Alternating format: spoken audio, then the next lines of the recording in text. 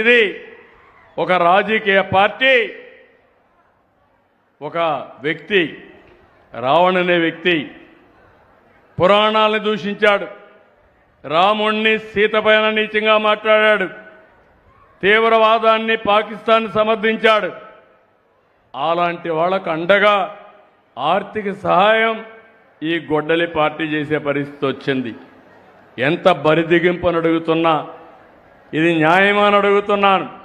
మీకు ఇవన్నీ నేను చెప్పాలి, మీలో కూడా చైతన్యం రావాలి, మీ ఆలోచన విధానంలో మార్పు రావాలి. మీరు ఒక్కసారి గుర్తుపెట్టుకోవాలి, మన పక్కనే నంద్యాల పక్కన పులివెందల 2019 గుర్తుపెట్టుకోవాలి. నేనే ముఖ్యమంత్రిని. నేను ముఖ్యమంత్రిగా ఉంటే బాబాయిని గొడ్డలతో లేపేసి గుండెపోటుగా చిత్రీకరించి రెండో రోజున ఆ కత్తి నా చేతిలో పెట్టి నారాసుర రక్త చరిత్రని రాజకీయ డ్రామా ఆడి ఓట్లు సంపాదించుకున్నారు. అవునా కాదా? ఇది న్యాయమా అని మిమ్మల్ని అడుగుతున్నా. ఒక ముఖ్యమంత్రి పైన ఇలాంటివి చేస్తే, అబాండాలు వేస్తే మీరు ఒక లెక్క అని మిమ్మల్ని అడుగుతున్నా. ఈ విషయాలు కూడా మీరు గుర్తుపెట్టుకోవాలి. ఏ రోజుకు ఆ రోజు డ్రామాలు ఆడుతున్నారు. మొన్న తిరుమలకు పోవాలన్నాడు, వెళ్ళమన్నాను, డిక్లరేషన్ ఇమ్మన్నా. నేనున్నాను, మసీదుకు వస్తాను, మసీదులో సాంప్రదాయాలు పాటిస్తాను. నేను చర్చికి పోతాను, చర్చిలో సాంప్రదాయాలు పాటిస్తాను, వాళ్ళ మనోభావాలను గౌరవిస్తాను. మీరు కూడా వచ్చినప్పుడు వెంకటేశ్వర స్వామికి పోవాలంటే మీరు డిక్లరేషన్ ఇవ్వాలి. ఇమ్మంటే నేను ఇవ్వనంటాడు. నిన్న మాట్లాడతాడు, హే రామ్ అంటాడు. అంటే ఏమనాలి? అంటే ఇలాంటి వాళ్ళని ఏమనాలో నాకైతే అర్థం కావడం లేదు. ఇలాంటి చాలా జరిగాయి. ఇక్కడ మనందరం కాలజ్ఞానం రాసినటువంటి పోతులూరి వీరబ్రహ్మం తిరిగిన స్థలం ఇది. 400 సంవత్సరాల కంటే ముందు ఆయన కాలజ్ఞానం రాశాడు. అప్పుడే చెప్పాడు ఇలాంటి వింతలు విచిత్రాలు జరుగుతాయని. వీరబ్రహ్మం గారు ఆ రోజు చెప్పారు. అవునా కాదా? తమ్ముళ్ళని అడుగుతున్నా.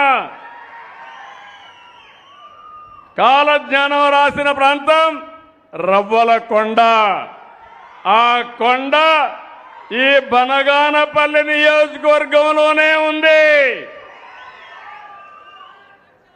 1924లో ఆ కొండను కూడా దువ్వేయాలంటే అడ్డుపడి ఆ కొండని కాపాడు. అవునా కాదా అని అడుగుతున్నా.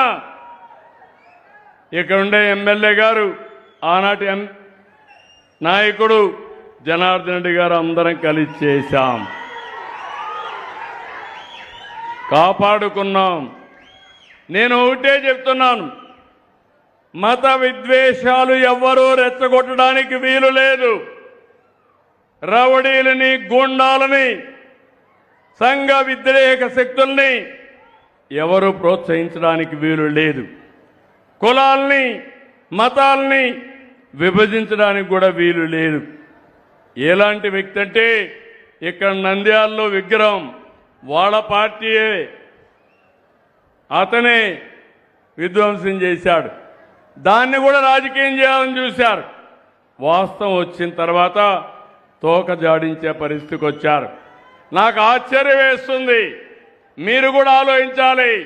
ఇలాంటి ఇంత ప్రవర్తన మీరు చేయొద్దండి. తండ్రి చనిపోయాడు, తండ్రికి పూజలు చేస్తారు. ఎందుకు? ఓట్ల కోసం. తల్లి బతికుంది, తల్లి ఆస్తికి ఆవిడ్ని హింస పెడతాడు. అంటే తల్లికి మాత్రం ఆస్తి ఇవ్వడు, కానీ తండ్రికి మాత్రం చనిపోయాడు కాబట్టి ఓట్లు కావాలి కాబట్టి పూజలు చేసే పరిస్థితికి ఉన్నాడు. అవునా కాదా? అవునా కాదా? అవునంటే చేతులు పైకెత్తండి. మీకు ఇలాంటి కన్నబిడ్డలు కావాలని అడుగుతున్నా. తల్లిని గౌరవించలేని వ్యక్తి. నేను ఈరోజు పెట్టాను, తల్లికి వందనం పెట్టింది పిల్లల్లో శాశ్వతంగా తల్లులంటే గౌరవం ఉండాలని ఎంత పెద్దయినా తల్లి తల్లే బిడ్డ బిడ్డే. అవునా కాదమ్మా?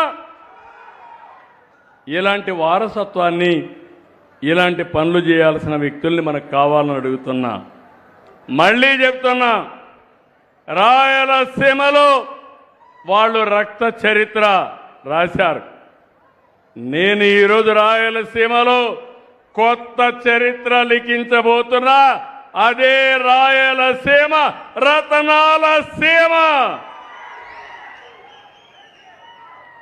అందుకే ఈ సంకల్పాన్ని మనం ముందుకు తీసుకొని ముందుకు పోవాల్సిన అవసరం ఉంది.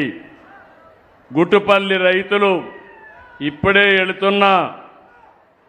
ఆ రోజు మొత్తం 215 సర్వేలో 2669 ఎకరాలు పట్టా సర్వీస్ ఇనాం భూముల్ని 22A కింద పెట్టారు.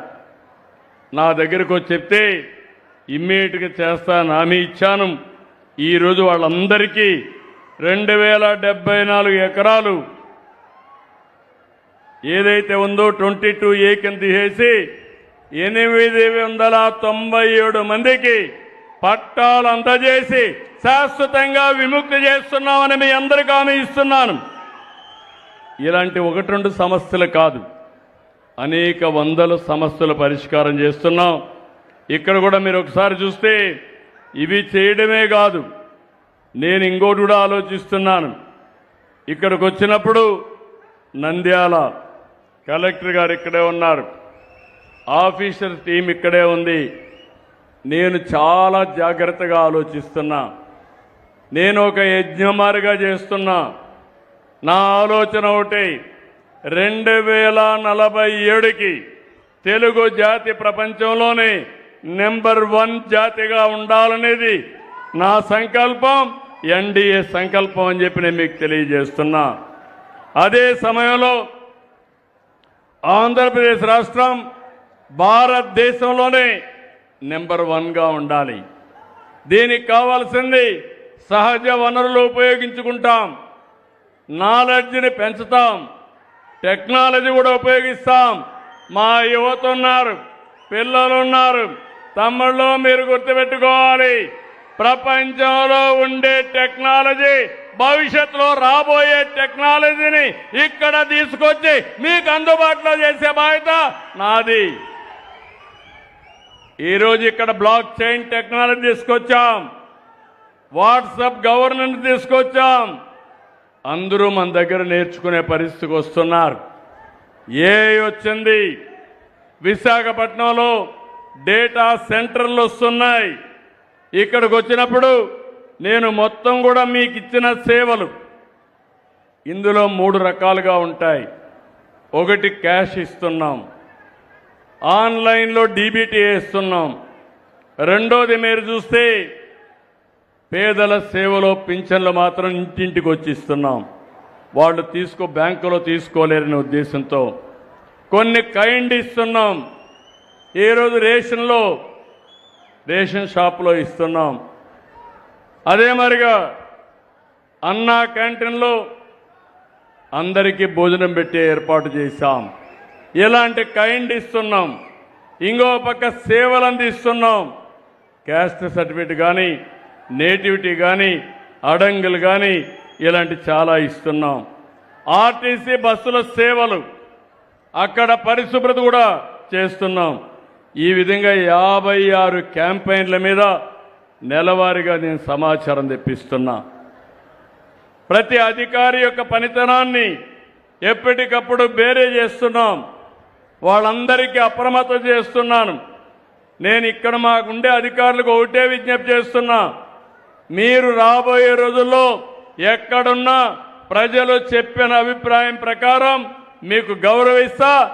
బాగా లేకపోతే నేను ప్రజల పక్షాన ఉంటాను తప్ప మీకు సహకరించనని మరొక్కసారి అందరికీ విజ్ఞప్తి చేస్తున్నా. మీరు ప్రజలకు మంచి పని చేయండి, నేను మీకు అండగా ఉంటా. మిమ్మల్ని కూడా ఆదుకుంటాం. మనందరం కలిసి ప్రజలకు మెరుగైన సేవలు అందించాల్సిన అవసరం ఉంది. ఇక్కడ చూస్తే మొత్తం 56 సేవల్లో 38 సేవలు రాష్ట్ర ఆవరేజ్ కంటే తక్కువ ఉన్నాయి. 18 మాత్రం రాష్ట్ర ఆవరేజ్ కంటే మెరుగ్గా ఉన్నాయి. ఇందులో లేటెస్ట్